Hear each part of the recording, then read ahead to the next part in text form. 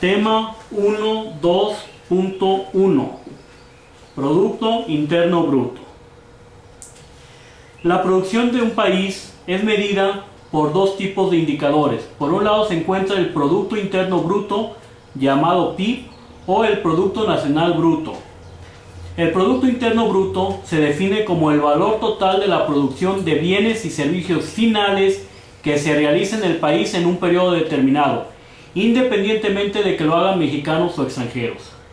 Por su parte, el Producto Nacional Bruto es el valor total de la producción de bienes y servicios finales en un periodo determinado elaborado por los nacionales, independientemente que lo hayan hecho en su propio país o en el extranjero.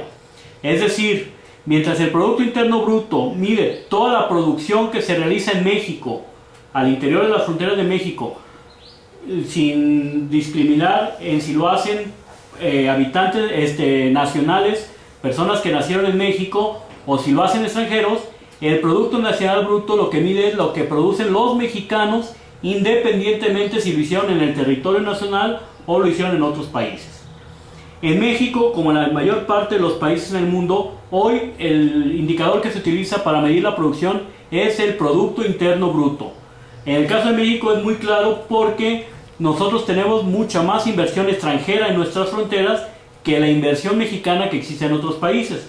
De tal forma que si nosotros manejáramos el Producto Nacional Bruto, pues este sería de un valor inferior, dado que estaríamos quitando todo lo que producen las empresas extranjeras en el territorio nacional.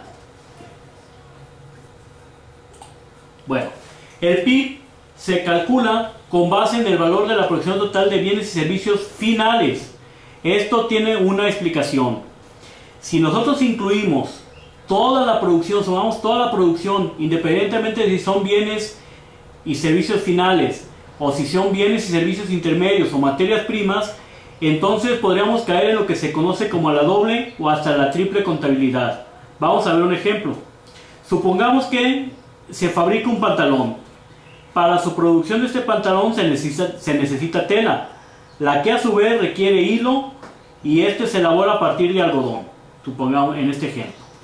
Supongamos que el pantalón termina costando 300 pesos. La tela con la que se fabricó el mismo pantalón costó 200 pesos. El hilo que se necesitó para elaborar la tela costó 120 pesos y el algodón del cual surgió el hilo costó 80 pesos. Si nosotros sumáramos todo esto y lo incluyéramos en el PIB, tendríamos un resultado final de 700 pesos. Es decir, 300 más 200, 500 más 120, 620 más 80, 700. Sin embargo, el producto final, que es el pantalón, costó 300 pesos. De manera que si nosotros sumamos todos los insumos y hacemos una suma total, nos llevaría a una sobrevaloración del PIB de 400 pesos. Es decir, debiendo sumarse solamente los 300 pesos que cuesta el pantalón, terminaríamos diciendo que se produjeron 700 pesos en este ejemplo hipotético. Bueno, por lo tanto, el PIB, para evitar este aspecto, porque no sabemos si un bien intermedio ya pasó a la siguiente fase del proceso productivo o se quedó en esta parte, entonces no sabemos cómo vamos a contabilizar, lo que se hace es, se mide el PIB en valores agregados. Es decir, en el ejemplo que estamos haciendo, el valor agregado, suponiendo que iniciamos a partir de la producción de algodón, el valor agregado del algodón sería de 80 pesos. Claro que aquí nos tendríamos que ir todavía antes del proceso para contabilizar la semilla, los insumos que se utilizaron en la producción de este algodón, etc. Pero vamos a empezar a partir de aquí. El valor del hilo, el valor agregado del hilo son 40 pesos. ¿Por qué? Son los 120 que costó el hilo, pero menos los 80 que ya había aportado el algodón. Entonces lo que realmente se le está agregando en esta fase del proceso productivo es solamente 40 pesos. Igual la tela costó 200 pesos, pero ya llevaba insumos por 120, que es el hilo. Entonces realmente lo que se da de valor agregado en la parte de la tela son 80 pesos. Y el pantalón finalmente nos cuesta 300 pesos, pero ya le habíamos incorporado 200 pesos de valor agregado de los otros tres partes del proceso productivo, y entonces termina costando 100 pesos. Si nosotros sumamos estos cuatro valores agregados, nos da un valor de 300 pesos, que es el valor final del pantalón que habíamos mencionado anteriormente. Bueno, ahora bien, el PIB se mide en términos monetarios a fin de estandarizar las unidades y poder hacer las sumas. Es decir, no podemos sumar bienes que son distintos para medir el PIB. Nosotros no podemos sumar una computadora y una camisa porque son simplemente bienes distintos. Entonces, ¿cómo lo hacemos? Los estandarizamos a través de la unidad monetaria. De tal forma que sí podemos sumar los 10,000 pesos que costaría la computadora más los 300 pesos que costaría la camisa. Y entonces en este ejemplo el PIB sería de 10,300 pesos. Esto nos lleva a la fórmula siguiente, que es el PIB es igual a la producción por los precios, para verlo en términos monetarios. Sin embargo, aquí viene una parte muy importante, que el PIB tiene dos elementos, la producción y el nivel de precios, de tal forma que cuando aumenta el Producto Interno Bruto puede ser por tres razones diferentes. Una, porque aumentó la producción física del país, independientemente de lo que haya sucedido con los precios. Otra, porque aumentaron los precios y a lo mejor la producción no aumentó o hasta disminuyó. Y una tercera razón puede ser porque aumentaron tanto los precios como la producción. Por lo tanto, nosotros tenemos dos tipos de PIB y aquí vamos a ver la importancia que tiene cada uno. Por un lado tenemos el PIB nominal o a precios corrientes, donde se utilizan los precios de las mercancías en el periodo en que se está realizando su contabilidad. Es decir, si nosotros queremos calcular el PIB nominal de 2014, es la producción que se obtuvo en el 2014 multiplicada por los precios de las mercancías del mismo 2014. Pero nosotros lo que nos interesa muchas veces es conocer cuánto se incrementó la producción. De hecho, a nosotros, si ahorita lo vamos a ver en la siguiente fórmula, lo que nos interesa es ver de qué manera la producción se está incrementando, no tanto los precios. Nosotros en la parte de abajo tenemos que el PIB es igual a Q por P. Si lo transformamos esto a crecimiento, tenemos que el crecimiento del PIB es igual al crecimiento de la producción más el incremento de los precios, que es lo que estábamos diciendo. O sea, el PIB puede aumentar porque aumentó la producción o porque aumentó los precios. Pero ¿cómo lo hacemos para que solamente identifiquemos de esta posibilidad, de estas dos posibilidades, que solamente nos quede la pura producción? Bueno, lo que tendríamos que hacer es fijar los precios, es decir, que el incremento de los precios fuera cero. Si lo hacemos cero, entonces el incremento del PIB va a ser igual al incremento de la producción, que es lo que nosotros queremos llegar. ¿Cómo hacemos esto? Bueno, acudimos a lo que se llama el PIB real o a precios constantes. En él, los precios de las mercancías quedan fijos en un periodo determinado y no se mueven con el tiempo. Es decir, otra vez, el incremento de los precios lo convertimos en cero.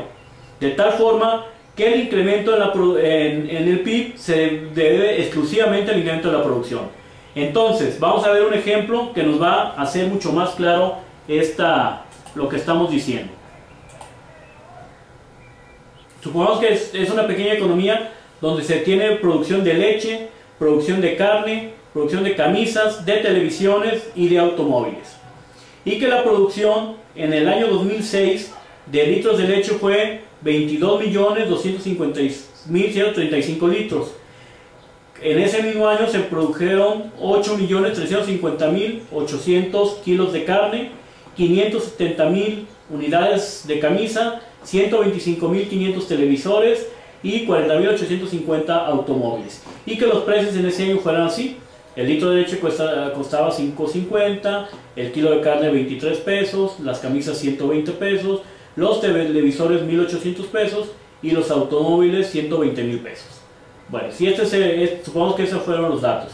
Y que en el 2007 tenemos lo mismo, pero ya se produjeron 24.900.900 litros de leche, 9.425.700 kilos de carne, 605.000 camisas, 127.000 televisores y 41.000 automóviles. Y los precios fueron 6 por la leche, 25 el kilo de carne, 130 la camisa, 1.925 pesos el televisor y 132.000 pesos el automóvil. Bueno, nosotros vamos a calcular primeramente el PIB nominal. Aquí haremos un poquito más pequeña la pantalla para que se vea. El PIB del 2006. Entonces, simplemente lo que vamos a hacer es multiplicar precios por cantidad.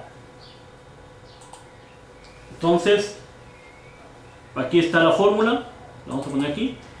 Es Otra vez, como siempre, el signo de igual, la celda B4, que es la producción de litros de leche por el precio del 2006 de la leche, y le damos B4 por C4 y ese es el producto. Es decir, que se produjeron algo así como 122.375.742 pesos de leche. Ese es el valor, pues, el valor de la producción. Y hacemos la misma operación con los kilos de carne. Ya sabemos que si usamos como son las mismas, la misma relación de celdas, solamente lo copiamos. Y aquí tenemos la sumatoria. Sumamos toda la columna, desde los 122 millones hasta los 4.902 millones de automóviles. Le damos Enter y aquí tenemos el PIB nominal de 2006 de esta pequeña economía, que es de 5.510.744.142.50 pesos. Bueno, si nosotros queremos obtener el PIB nominal de 2007, hacemos exactamente lo mismo. Multiplicamos la producción de leche en 2007 por los precios de la leche en 2007, ¿sí? Los precios del 2007. Y entonces aquí nosotros tenemos la multiplicación y hacemos la operación y llegamos a una suma de 6.120 millones y fracción de pesos en el 2007. Bueno, aquí nosotros vamos a ver si nosotros queremos sacar cuánto creció en términos porcentuales el PIB nominal entre 2007 y 2006. Simplemente hacemos la fórmula que ya la conocemos, el dato final que es la celda G9, que es el PIB del 2007, menos el dato inicial, que en este caso es el PIB del 2006, dividido entre el dato inicial y multiplicado por 100. Y esto nos da un valor de 11.06%. Sin embargo, este 11.6%, ¿a qué se debe? ¿Aumentó la producción? ¿Aumentaron los precios? ¿Aumentaron ambos? Pues no sabemos. O sea, puede ser que haya aumentado, como lo vimos en la fórmula de nuestro ejemplo, como lo vimos en esta fórmula, que puede ser que haya aumentado la producción, los precios o ambos. Estamos en esta circunstancia, ¿verdad? Ahora bien, entonces nos vamos otra vez acá a nuestro ejemplo de Excel y ahora vamos a ver cómo le hacemos para saber cuánto fue realmente el aumento de la producción y cuánto fue lo que se debió al aumento de precios. Entonces en este caso vamos a hacer lo siguiente. Tenemos aquí el PIB, vamos a sacar el PIB real. Supongamos que nosotros tomamos como año base, una vez más tenemos que tomar un año base, así como en el caso de la inflación tomamos un año base para nuestro índice de precios, acá también tiene que ser un año base, que es cuando vamos a fijar los precios. Supongamos que es el 2006. Entonces el PIB del 2006 va a ser exactamente el mismo el nominal y el real, porque ese es el año base. Aquí ustedes ven que es exactamente lo mismo. Sin embargo, el PIB real del 2007 con precios del 2006 es el siguiente. Entonces aquí la operación que vamos a hacer es la producción, que aquí lo tenemos, la producción del 2007, pero por los precios del 2006. Estamos fijando los precios, de tal forma que estos no van a crecer. Lo estamos volviendo cero, ¿sí? En lugar de multiplicar producción del 2007 por precios del 2007, lo que vamos a hacer es producción del 2007 por precios del 2006. Y aquí tenemos la operación. Le damos Enter y esto es. Entonces, aquí ya queda muy claro. El valor de la producción de leche a precios de en el 2007, pero a precios del 2006 fue de 136 millones de pesos. Cuando a precios de 2007 eran 149 millones de pesos. O sea, ya hay una diferencia importante. Hacemos esta operación y nos queda que el PIB real del 2007 a precios del 2006 es de 5.574 millones de pesos y no 6.120 millones de pesos que había sido en el 2007 a precios del 2007. Queda muy claro entonces que estamos fijando los precios del 2006 y entonces estamos haciendo que el crecimiento de los precios sea igual a cero.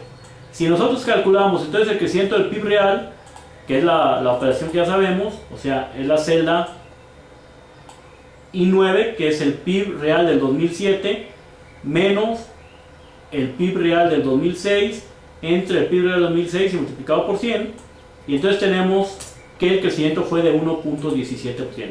Es decir, la producción de este 11.06% que habíamos dicho anteriormente, realmente el PIB creció 1.17%, no más. Eso fue la producción lo que creció. Los otros 10 puntos o 9 puntos y fracción corresponden a pura inflación. ¿Sí? ¿Sí queda claro? O sea, este 11.06% creció por dos razones. Una, porque la producción creció 1.16%, y otra porque el poco menos de 10% que creció el PIB nominal fue debido simplemente a un crecimiento de los precios. Y entonces caemos aquí a un tercer indicador que habíamos visto en el tema de la inflación, que es el deflactor del PIB, que yo había comentado, el deflactor del PIB. El deflactor del PIB no es otra cosa que la división entre el PIB, por ejemplo el deflactor del 2007, entre el PIB nominal y el PIB real. El PIB nominal y el PIB real, y entonces nosotros ahí tenemos lo que sería la inflación en este periodo, que sería un 9.78%. Eso es lo que realmente creció, eso es lo que realmente crecieron los precios. Podemos utilizar el índice de precio del consumidor, el índice de precio del productor, otros índices, o también el deflactor del PIB para medir la inflación en el 2007, y ahí nosotros tenemos que fue de 9.78%. Pero lo que nos interesa en este tema, que es el PIB realmente creció 1.17%, o sea, la producción creció 1.17%, que es el tema que nos interesa, y no 11.06%, que es lo que nos había dado. Ahora vamos a ir a un ejemplo real. Entonces, para ir a nuestro ejemplo real, pasemos otra vez al Banco de Información Económica, que ustedes ya saben cómo entrar. En el Banco de Información Económica tenemos una pestaña que se llama Cuentas Nacionales. Las cuentas nacionales lo que significa es cómo se comporta toda la producción, todo el sistema productivo en México.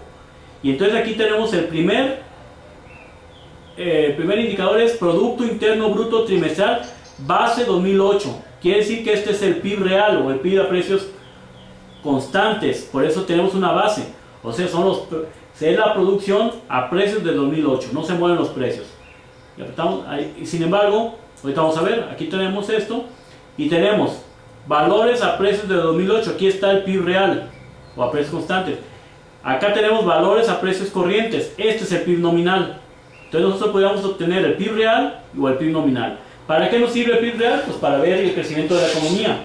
¿Para qué nos sirve el PIB nominal? Muchas veces el PIB nominal lo que sirve es para medir, por ejemplo, cuánto en términos de porcentaje del PIB, cuánto se destina de presupuesto a la agricultura, por decir algo. Entonces ahí sí acudimos al PIB nominal, no al PIB real, porque estamos hablando de precios que se están moviendo con el tiempo. En este caso no es así, y entonces vamos a ver valores a precios de 2008, o sea, el PIB real. Le apretamos aquí y entonces llegamos, aquí está Producto Interno Bruto a precios de mercado, están los impuestos y el valor agregado a precios básicos. Nosotros vamos a ver el Producto Interno Bruto. Entonces palmeamos aquí, le damos opciones de consulta y podemos ver desde, la serie está desde 1993 hasta el 2015. En este caso, ahí, a partir de ahí es donde se maneja. Le damos consultar y exportamos nuestro archivo en Excel. Bueno.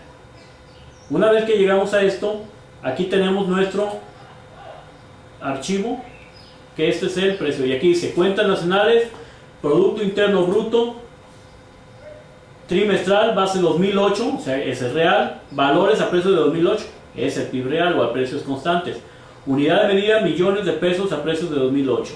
Y una parte importante es esto, el PIB se mide en términos trimestrales, a diferencia de la inflación, que se cuenta en términos quincenales o mensuales. En este caso el PIB se mide en términos trimestrales. ¿Por qué?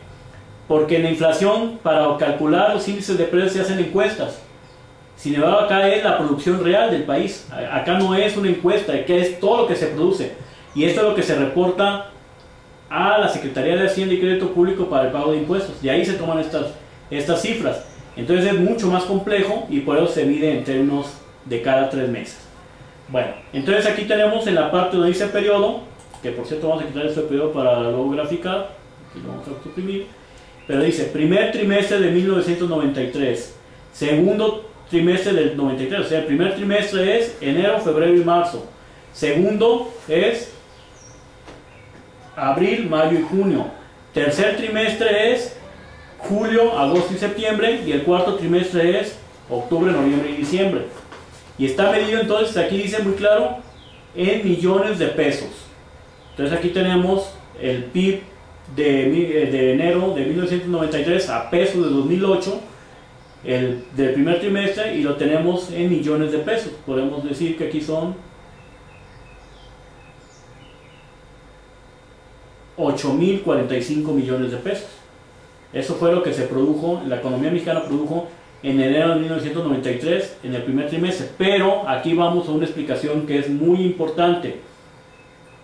Cuando nosotros tenemos, que eso hay que identificarlo bien, cuando nosotros estamos hablando de estos 8.045 millones de pesos, no significa que en esos 3 meses se produjeron 8.045. Significa que esto es, si la economía se mantuviera como se produjo en esos 3 meses, anualizadamente hubiéramos producido esos 8.000. O sea, en términos más claros, esto lo está multiplicando por 4. Entonces, si nosotros queremos saber cuánto realmente se produjo en esos 3 meses, tendremos que esta cantidad dividirla entre 4, que son los 4 trimestres, y realmente lo que se produjo fueron poco más de 2.000 millones de pesos, 2.011 millones de pesos fue lo que se produjo en esos 3 meses, en el 93, a precios de 2008, pero como no lo hace, entonces lo hacen anualizado, y entonces por eso dice, si la economía se mantuviera produciendo lo mismo, serían los 8.045 millones de pesos. Bueno, igual esto pasaría de la misma forma en todos los demás lados. Si nosotros le damos aquí, pues tenemos el valor ya propiamente real, pues, de ese número. Pero a nosotros nos interesa esto. Ahora bien, lo que nosotros tenemos que ver es la tasa de crecimiento del PIB. Aquí le vamos a poner crecimiento del PIB. Y la tasa de crecimiento del PIB se mide entre el trimestre respecto al mismo trimestre del año anterior. Es decir, nosotros aquí podríamos empezar a contabilizar a partir del primer trimestre de 1994, aquí le vamos a poner la celda B9, menos la celda, tendría que ser con referencia al primer trimestre del 93, que es esta, entre esta, y ya sabemos que lo multiplicamos por 100. Voy a explicar por qué es así y no por qué se mide con respecto al trimestre inmediato anterior. ¿Por qué hacemos esta operación y no hicimos el primer trimestre del 94 respecto al cuarto trimestre del 93? Si nosotros hiciéramos esta operación, el tercer trimestre del 94, aquí lo vamos a poner, primer trimestre del 94 respecto al tercer trimestre del 93. Aquí está, hicimos una más. ¿Qué sucede aquí? Bueno, tenemos que, si lo viéramos así, tendríamos que la economía decreció 0.81% entre un trimestre y el otro.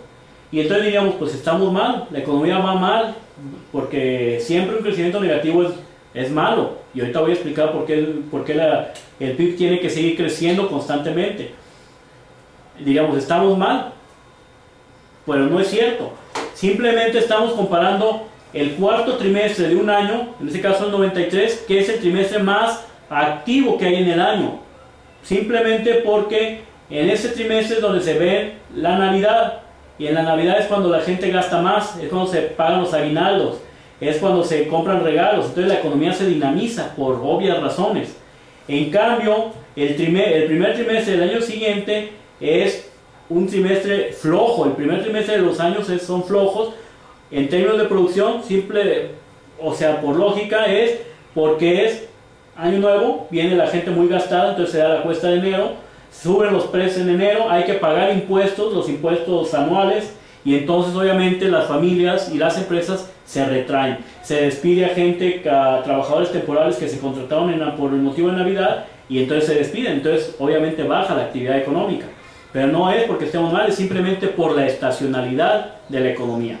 Entonces por eso este indicador de menos 0.81 no está bien hecho, y esto se lo tenemos que suprimir, y entonces se tiene que hacer el primer trimestre del 94 respecto al primer trimestre del 93, y el crecimiento de la economía fue de 3.18%. Vamos aquí a reducir algunos, vamos a dejarlo en 2, 3.18%. Y esto, como son las mismas cifras, pues simplemente jalamos el cursor hasta el primer trimestre de 2015 y tenemos ya todos los crecimientos del PIB. Ahora bien, vamos ahora a dibujarlo para ver qué significa todo esto. Si nosotros aquí nos posicionamos en la celda A4, que es el inicio de los años, le vamos a dar control para irnos hasta el primer trimestre del 94, que es la primera donde tenemos ya crecimientos, que es la celda A9. Marcamos esto, es el 2015, sin soltar el control. Marcamos ahora el título de la variable, que es crecimiento del PIB, y marcamos los valores, igual sin soltar el control. Una vez que tenemos esto, vamos a aplicar, insertar una gráfica, que en este caso vamos a utilizar una de barras, esta. Y aquí tenemos nuestra gráfica. La vamos a mover gráfico a una hoja nueva, y ahí está. Bueno, y llegamos al momento de la interpretación una vez más. ¿Qué observamos aquí? Bueno, observamos tres grandes periodos de caídas del PIB. Aquí está 1, aquí está 2 y aquí está 3. Vamos a explicarle qué se refiere. Acuérdense que aquí estamos hablando del 94, del primer trimestre del 94 en adelante. O sea, ya no tenemos pues los datos para ver qué pasaba en la crisis del 82 o qué pasaba en la crisis del 87, ni mucho menos en la crisis del 76. Pero vamos a ver aquí. Hay algo que queremos decir. El crecimiento del PIB real debiera ser siempre positivo. ¿Y por qué? Hay dos razones fundamentales por qué la producción tiene que crecer constantemente. La primera es porque hay un crecimiento de la población. Entonces, si tenemos más gente en el país, pues tenemos que crecer la producción para darles los mismos satisfactores a esa gente. O sea, si nosotros tenemos 10 naranjas, en un ejemplo, y tenemos 10 niños, pues les toca de una naranja por niño. Pero si seguimos produciendo las 10 naranjas y son ya 11 niños, pues ya les va a tocar de a menos a cada uno. O en su defecto vamos a dejar a uno fuera. Entonces, para poder satisfacer a más población, tenemos que producir más. Segunda razón, porque hay un avance en la ciencia y la tecnología. Entonces es obvio que tenemos que ser cada año más eficientes. Las computadoras van mejorando, la maquinaria va mejorando, entonces tenemos que aumentar la productividad. Si nosotros no aumentamos la productividad y nos quedáramos, ahorita produjéramos con las mismas condiciones que se producía en 1980, pues estaríamos en la calle, como se dice. ¿Por qué? Pues porque exactamente los demás países sí avanzan y nosotros nos quedaríamos con tecnologías arcaicas que ya no satisfacen las mismas condiciones. Entonces, esas dos razones son las que indican que la producción siempre tiene que crecer, o debiera crecer. Entonces, cuando hay dos periodos, dos trimestres consecutivos en que el PIB sigue siendo positivo, pero crece a una tasa menor, aunque siga siendo positiva, se le llama esto una desaceleración de la economía. Desaceleración de la economía. Cuando estos dos trimestres consecutivos son negativos, es decir, ya no crecemos, sino tenemos un decrecimiento en la producción, se le llama recesión. Acaba de pasar una recesión muy fuerte en Europa, hace unos pocos años pasó en Estados Unidos, anteriormente había pasado en Japón, y en México pues ha pasado en 3 ocasiones. Aquí tenemos 3 recesiones claramente definidas en México.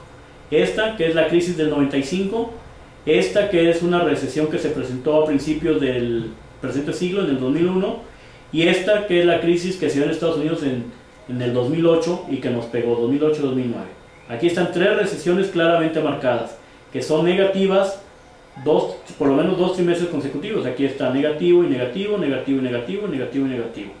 Y 2 trimestres de desaceleración, podemos ver, por ejemplo, identificamos esto. Aquí se creció 6.12, al siguiente se creció 5.77 y al siguiente fue 3.91. Esta es una desaceleración que luego terminaría en una recesión, ¿sí?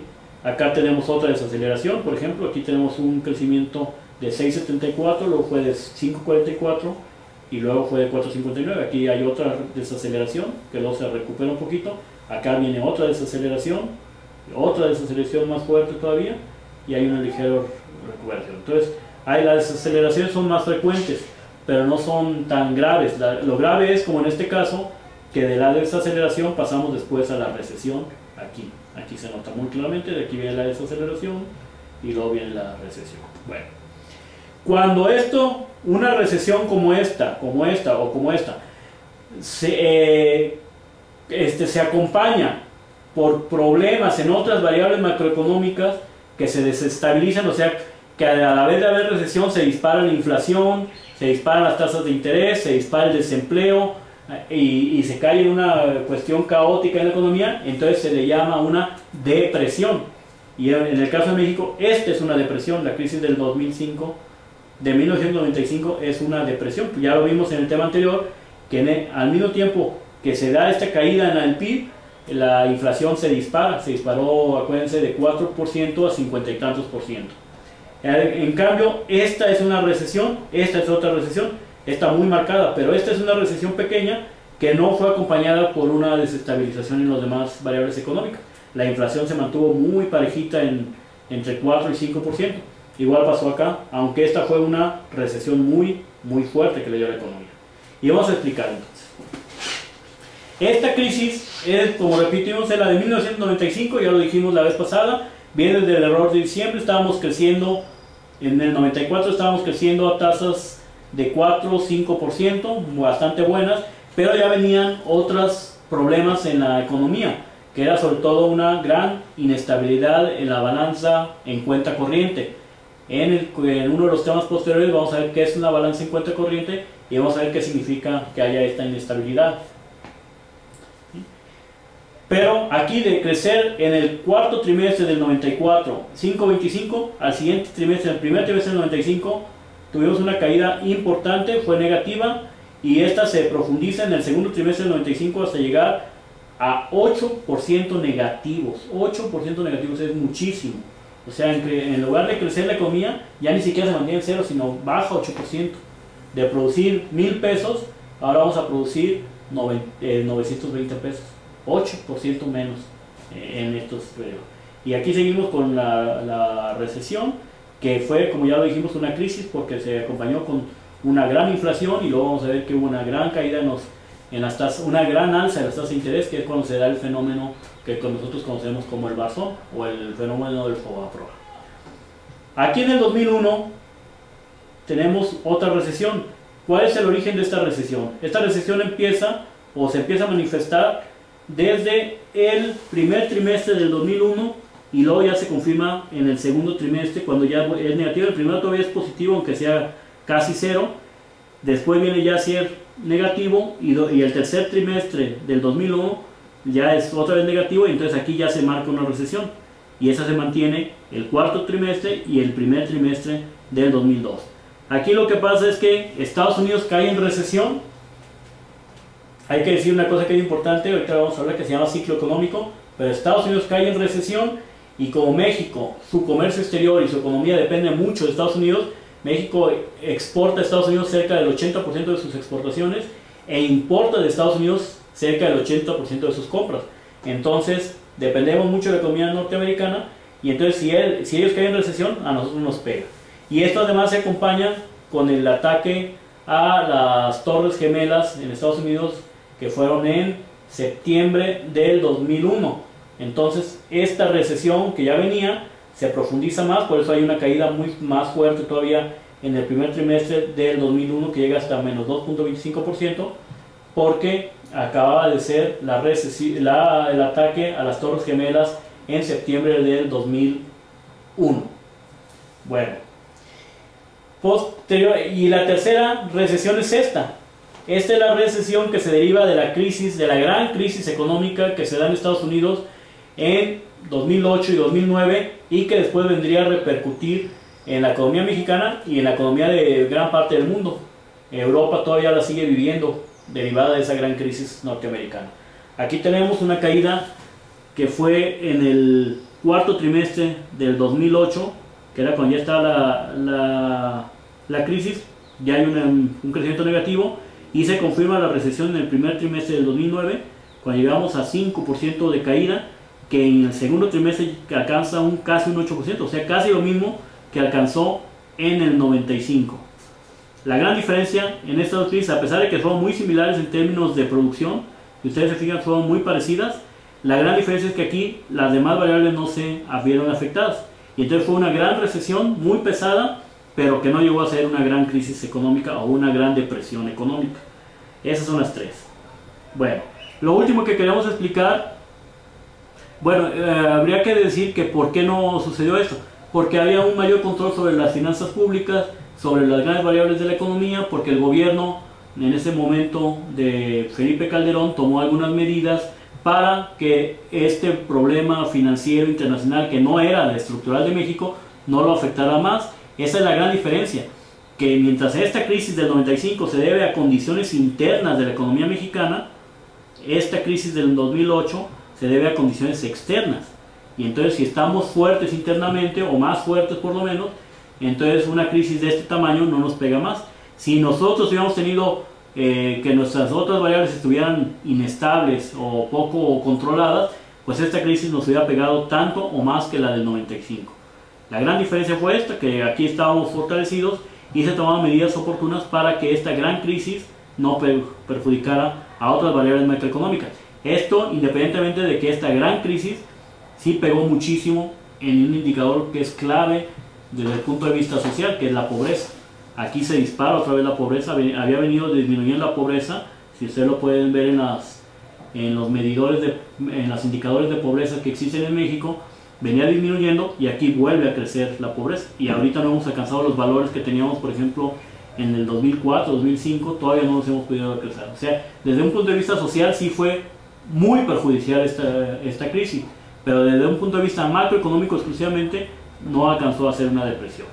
Bueno, y lo último que quería comentarles es que si ustedes se fijan hay crecimiento, baja, crece, baja, vuelve a crecer, baja, o sea, se mueve así como una curva, como en ondas. Esto se le conoce como el ciclo económico. Las economías se manejan por ciclos, no siempre podemos estar creciendo en el mismo nivel, ni siempre vamos a estar cayendo en el mismo nivel.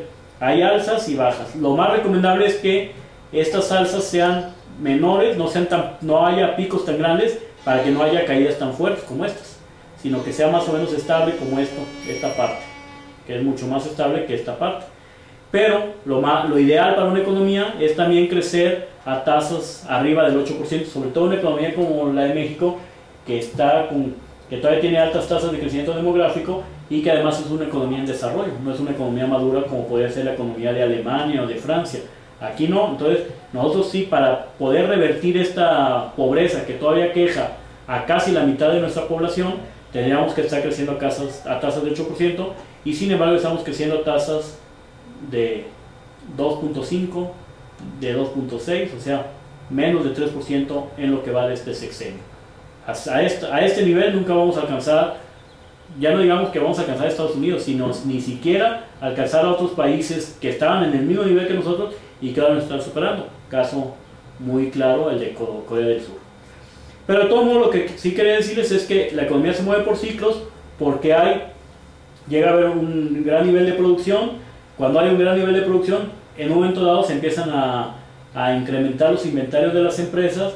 Cuando se incrementan estos inventarios, las empresas lo que hacen es disminuyen su producción para sacar estos inventarios, y al disminuir la producción, pues obviamente hay una caída en la producción. Eso es un hecho natural. El gran problema es que este ciclo económico, que es muy natural, o que supuestamente es natural en la economía capitalista, en los últimos años es mucho más marcado y mucho más profundo, y esta crisis lo marca.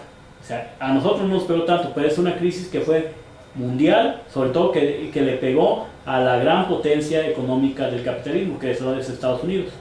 Y entonces hoy se menciona que estamos en esta parte y que no tardamos en caer en una nueva recesión, pero derivada de que Estados Unidos caiga en una gran recesión.